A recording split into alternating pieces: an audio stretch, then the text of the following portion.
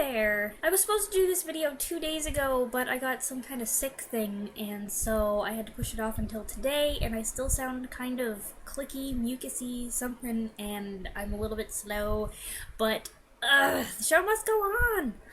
I did a video a while back listing 5 favorite old World War II movies, and that's a subject that I've wanted to revisit for a while. As before, these are all World War II movies, they're all old. Since I guess this is a Memorial Day edition, these films mostly focus on American military men. All but one are based on true stories, and I will talk about that one first. Number 1, The Dirty Dozen. 1967. An army major is tasked with prepping a group of 12 convicted murderers for a surprise attack on a Nazi retreat on the eve of D-Day. There are basically 2 parts to this movie. The first part is getting the criminals to function as a team, and the second deals with the actual mission. I enjoyed the first part a lot, especially the hilarious war game sequence, and so when it came time for the rest of the movie to kick in, I was like, wait, you mean this movie's gonna get more awesome? I think this movie is the best of the Impossible Mission war movies that were popular in the 60s because it has the crazy plan and the daring shoot-'em-up stuff. But it also has some great clever moments, some really exciting action, and memorable performances. To be honest, I'm used to watching war movies that are a little on the tamer side, so going into this one where, well, a lot of the characters are kind of bad people with questionable morals, I was kind of like, I don't know about this one, but I ended up getting really into it, and so did my dad. Number 2, The Longest Day, 1962.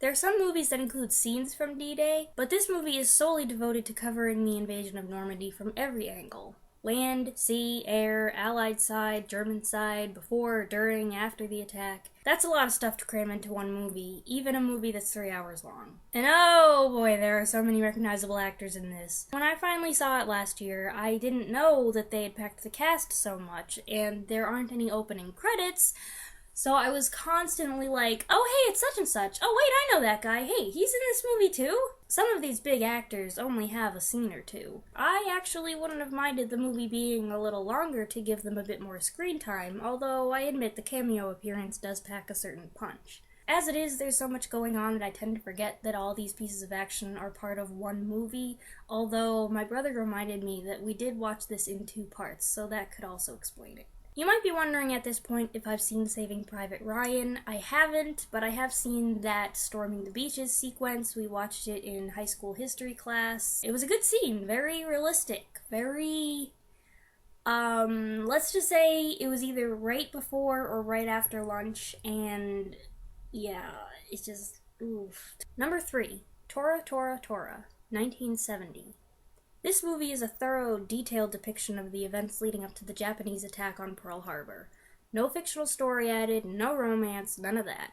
This movie gives the viewer a side-by-side view of events on both sides, the American soldiers and officers at the base in Hawaii, politicians and ambassadors in Washington, D.C., and the Japanese military planning and prepping for the attack. Since we know what's inevitably coming, watching this movie can create a stressful sense of frustration, especially as it depicts certain errors in diplomatic communication.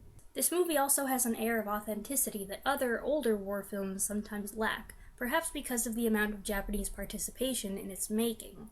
What you're seeing doesn't seem like filmmaker guesswork, but like a faithful, detailed recreation from the experts. Number 4, The Pride of the Marines, 1945. Switching to something more personal, this is a biographical film about Sergeant Al Schmidt, who lost his sight after fighting a battle in Guadalcanal. It's kind of like the best years of our lives, dealing with the physical and emotional effects of war, except 1 year earlier and with a smaller focus. Schmidt is portrayed by John Garfield. I like Garfield a lot more when he's not stuck in the rebellious tough guy mold and gets to show his acting capability. As Schmidt before the war, he's very likable, easygoing and laid back. The first section of the movie focuses on the courtship between Schmidt and his girlfriend Ruth, played by Eleanor Parker, and I found the way they played off each other especially appealing. That makes his struggle after losing his sight all the more tragic, as he battles bitterness, indecision, and frustration. This movie is more about recovery and relationship than about combat, but it's a good reminder that those elements are crucial to the soldier's story. And speaking of the soldier's story, number 5, The Story of G.I. Joe, 1945.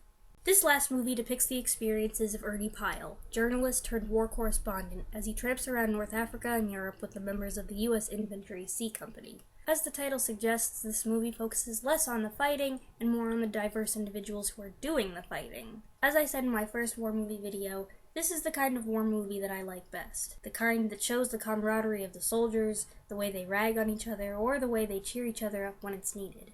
Burgess Meredith portrays Ernie Pyle as an observer and a participant. As he writes articles about the men for the people back home, he gets to know them very well, watching morale change with the tide of war, taking part in their successes and failures, and becoming one of the company.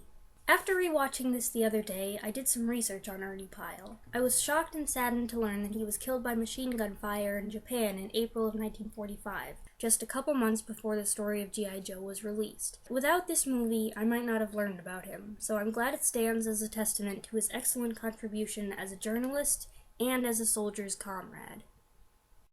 So those are 5 more old war movies that I recommend. There's plenty more where that came from. I made up a list. If I keep dividing it by 5s, I think I have enough material for 3 more videos just like this one. As always, thank you for watching! Bye!